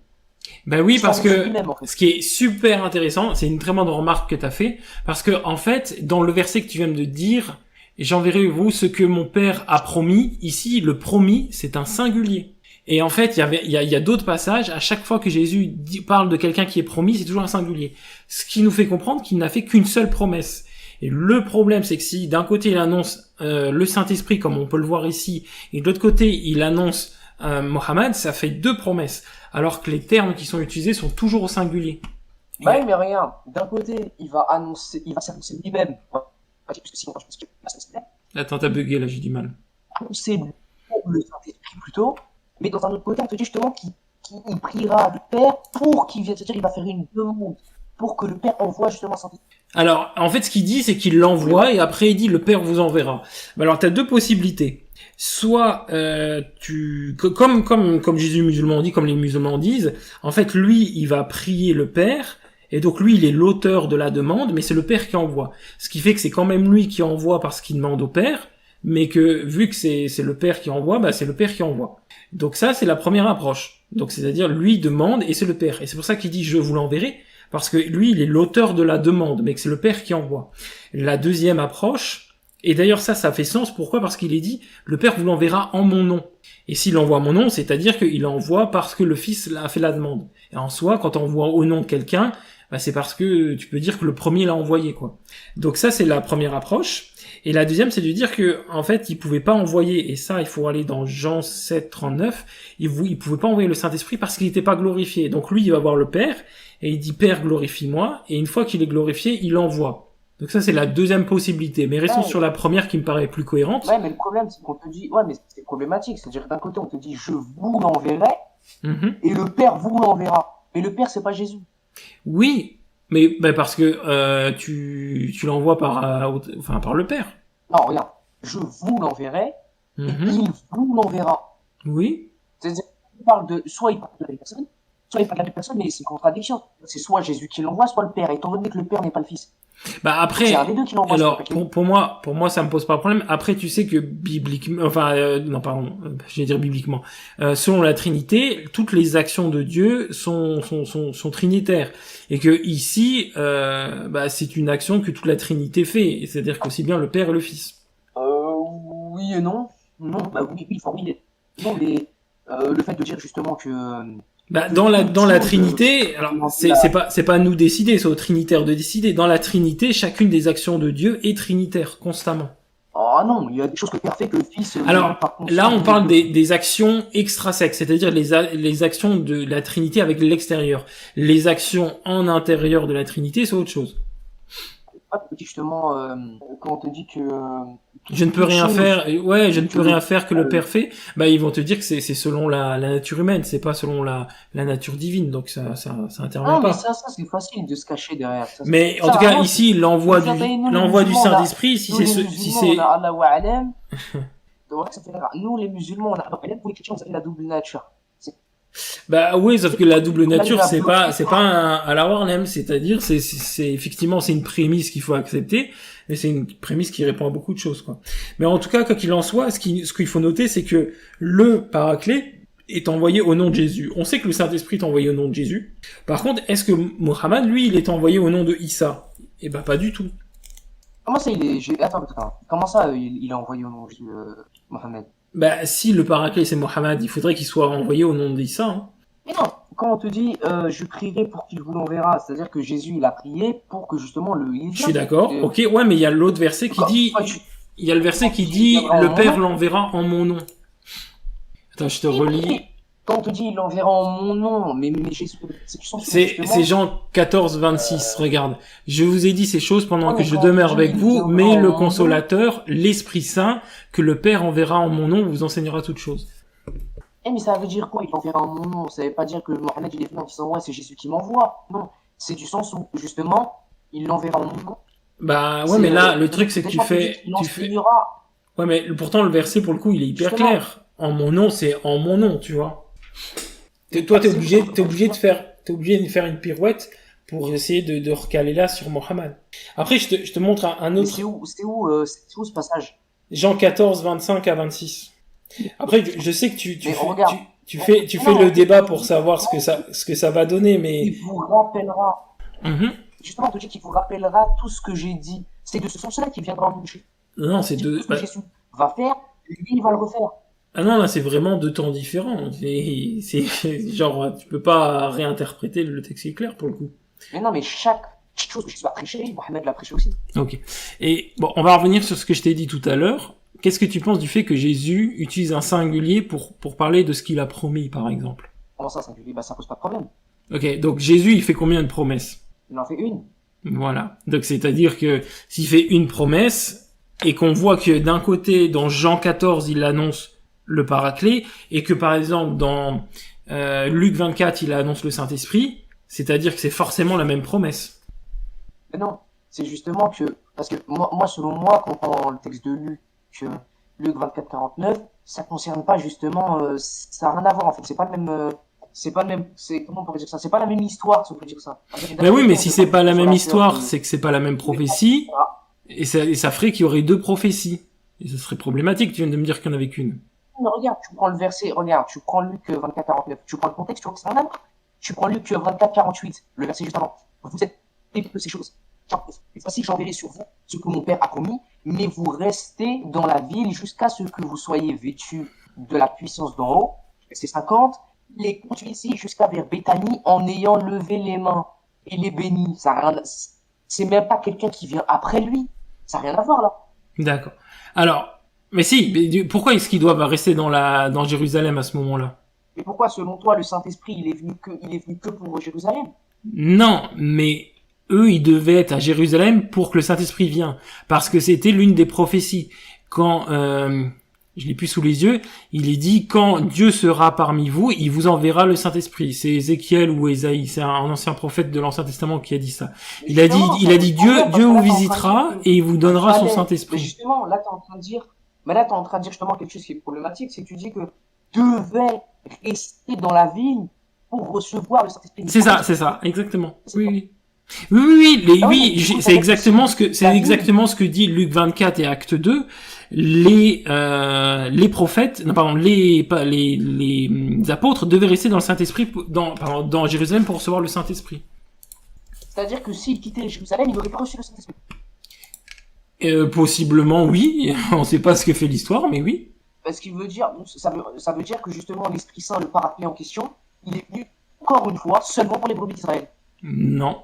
C'est-à-dire que Jésus, il est venu seulement pour le brebis d'Israël, pour les brebis pas d'Israël. L'Esprit selon vous, il est aussi seulement pour eux, parce que dans ta logique, s'il quitte la ville, il ne reçoit pas le Saint-Esprit, ce qui veut dire que le Saint-Esprit viendra seulement pour cette ville. Il ne viendra pas pour les autres. Bah non, mais c'est cette dernière conclusion que tu fais qui est fausse. Ce n'est pas parce que les apôtres devaient rester dans Jérusalem pour recevoir le Saint-Esprit qu'ils venaient que pour Jérusalem.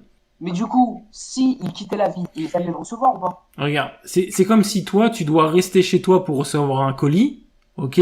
Ce colis, je sais pas, c'est une trottinette. Et une fois que tu la reçois, je suis désolé, mais tu quittes la ville, tu quittes chez toi avec ta trottinette. Donc ta trottinette, elle a sorti la ville, mais au moment où tu devais le recevoir, tu devais être à un lieu précis. C'est exactement pareil si tu veux faire un parallèle. Mais sauf que ce colis en question, il est compatible. C'est-à-dire que ce colis en question, il n'est pas d'un point A à un point B. Ce colis, il est d'un point A, donc la poste, jusqu'à toutes les boîtes aux lettres du monde. C'est-à-dire que n'importe quelle boîte aux lettres où tu y vas, forcément, tu le recevras quand même. Attends, j'ai un commentaire YouTube. J'ai un commentaire YouTube et je pense qu'il est plus destiné à toi, même si on me dit Coliseum, débattre avec des mineurs qui connaissent pas beaucoup la théologie. Qu'est-ce que tu veux répondre à ça?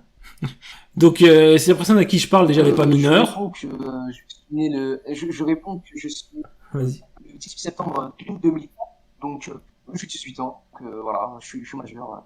Là. Et puis c'est moi qui a décidé, même si c'est pas mon supérieur. Hein. je vous et en même temps le comprendre ça. Voilà, et surtout il connaît mieux la théologie, du moins la sienne, que beaucoup de gens sur le serveur, et que personne n'est monté autre que toi. Hein. Ou enfin, si, il y en a un ou deux qui sont montés, mais Oh, mais quasiment personne.